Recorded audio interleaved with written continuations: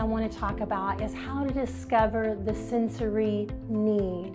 We want to learn to be sensory sleuths, and we're actually going to look at what is that root cause of the behavior and actually take a really close look and discover the sensory need. And the thing I want us to remember is it is a sensory need and not just a sensory want. If they have sensory dysregulation, they have a true need, and they are going to fill that need either in an appropriate way or an inappropriate way. So it helps us to discover that sensory need, looking at what are they craving, what are they needing, what are they seeking, what are they avoiding. And if we can help discover that sensory need that they have and fill that with something that is appropriate, then we can help reduce those sensory related behaviors greatly. So one thing I want to talk about, how the sensory systems are actually the foundation for behavior and learning. If you will look at this pyramid of learning, you will see that all the different sensory systems are the base of the foundation for learning. And then at the very top of the pyramid is academic learning and behavior. So if any of these sensory systems are dysregulated, it is going to cause a shaky foundation and really make it difficult for a person to have good behavior and to be able to learn well. These are some of the different symptoms of sensory processing disorder or sensory processing dysfunction. And a person probably won't have all of these. And this is just a sample of some of the things that they can have. And you can actually have sensory dysregulation in one area, such as tactile, and have a very good regulated system in the area of the visual, for example. So you can have different combinations of issues within the different sensory system. I also want to show you this study that was done on the brain. This is a brain scan using a functional MRI. So a person can actually be active and doing things while the MRI is taking this picture of their brain. So you can see the different colored areas, and they show sensory dysfunction in the brain. They actually are scans of people that have sensory processing disorders, and you can see the differences are the colored areas of the brain that are highlighted here that are different from a typical brain. So people that have sensory dysfunction can either be under-responsive or over-responsive. And I want to show you what that might look like and feel like. So if you are under-responsive, that means you are not getting in enough sensory input. Either the brain is filtering out too much input, or your sensory receptors are not working correctly and you're not getting enough sensory input. It is literally like a sensory drought. There is not enough sensory information coming in. It's like this garden hose and there is nothing coming through. Another way we can think about it is having like a shower cap on top of your head that's blocking out all of the sensory information, as if you cannot get enough sensory information in. And a person that has that is usually either craving that sensory information because they are wanting it and they are needing it, or they may be completely oblivious because they don't even realize they're missing out on that sensory information because so much of it is being filtered out. So they can either be a seeker or oblivious, and both of those things mean that they are not getting enough of that sensory input into their brain, into their body. So these are some of the ways a seeker may look. They may crave lots of different things like motion and climbing, the bright lights, the bright colors, being messy. They may want to touch all the things. They may want to eat too much. They might crash and bump. And you probably won't see all of these things in one person, but these are the different ways that seeking different sensory input can look like.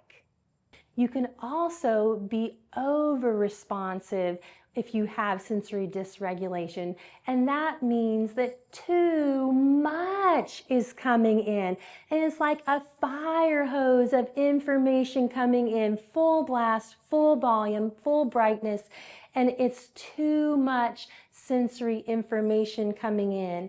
And that would be like if they had a funnel on top of their head and they're collecting way too much sensory information in. And these are our sensory avoiders. And these are the people that may have sensory shutdown and sensory meltdown because they're getting way too much sensory information coming in. So if a person is getting too much, they may avoid things. So an avoider may look like some of these different sensory symptoms. They may be complaining about it being too loud, too bright, too noisy, too crowded.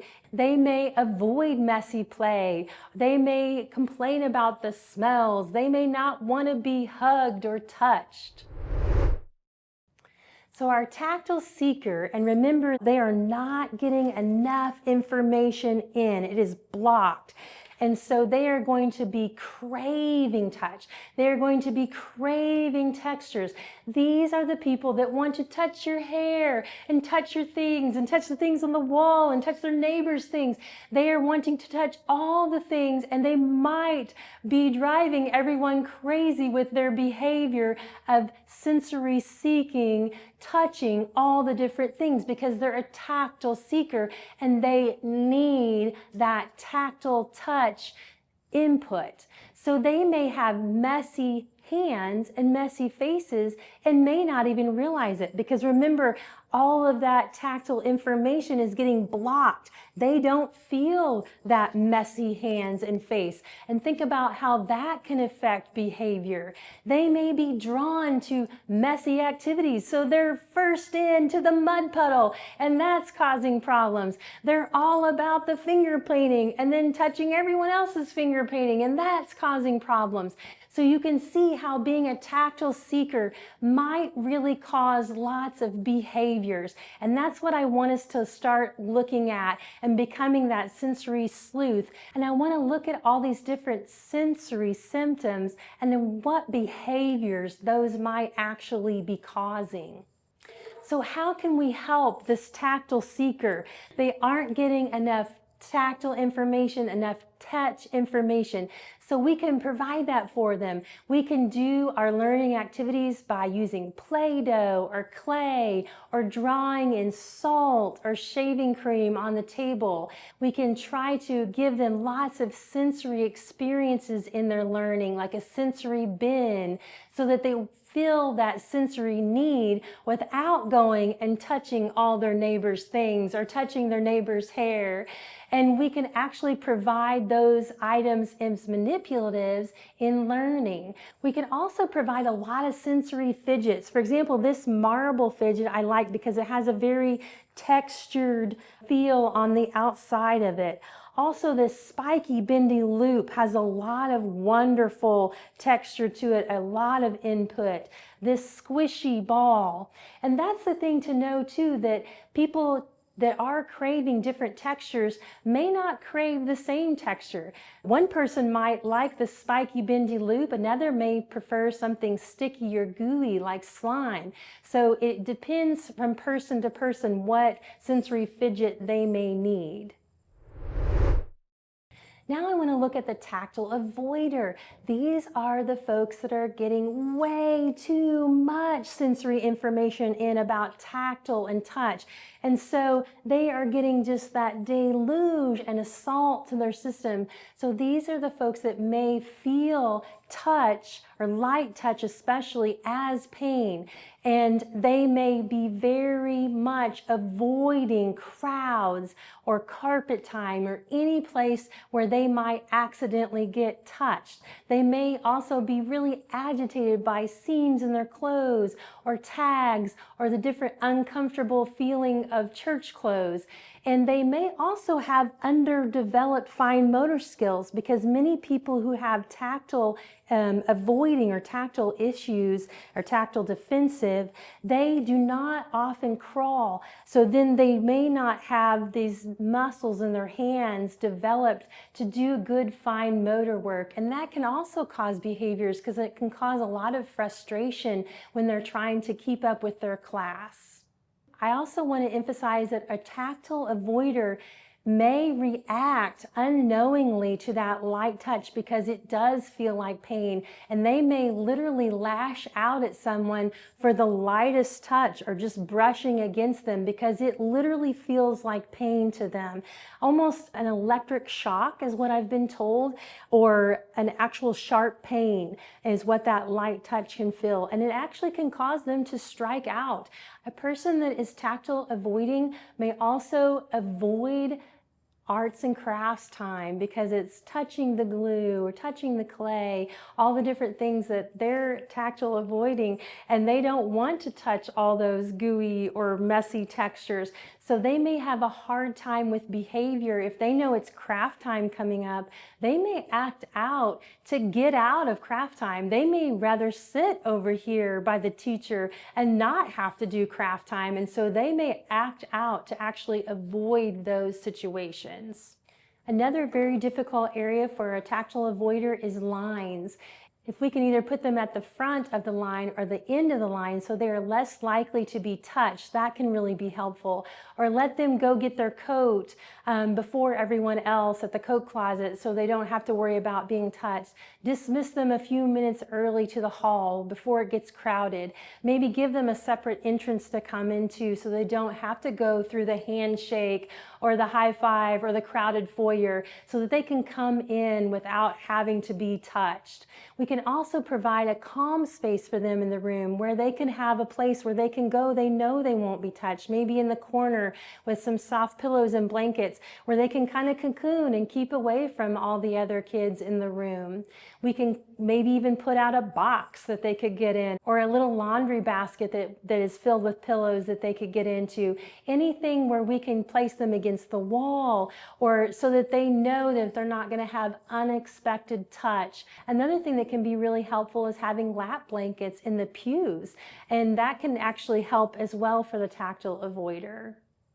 A person that has this issue with tactile defensiveness, it can really create a lot of anxiety and make it very hard for them to participate in public places like church. So if we can have a set routine or set spaces set aside for them, that can really help reduce that anxiety so that they don't have to worry about having that neurological stress response and that overload and that anxiety and fear. We also want to encourage casual clothes for people at church that need them and not make it a big deal, because a lot of people, it really can cause them distress to dress up for church.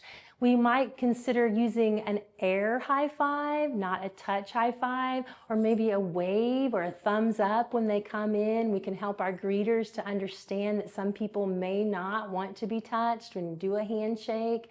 And we can help people by allowing them to opt out of greeting times at church or those really crowded transition times. That can lower anxiety as well. Another really difficult thing for tactile avoiders often is textures. And communion wafers can have a really aversive texture for some people. And so we may even offer alternatives to them for communion as well. Baptism is also a huge area of concern for our tactile avoider. the different temperature of the water, and being in front of all the people for such a, a big tactile experience for them can be really difficult and create a lot of anxiety. So we want to give people as much control over the baptism as they can, and possibly even allow them to practice the baptism when they don't have to be in front of a crowd, so that they know what that's going to feel like, and they know the temperature of the water and the depth, and all those different things can really help lower that anxiety level as well.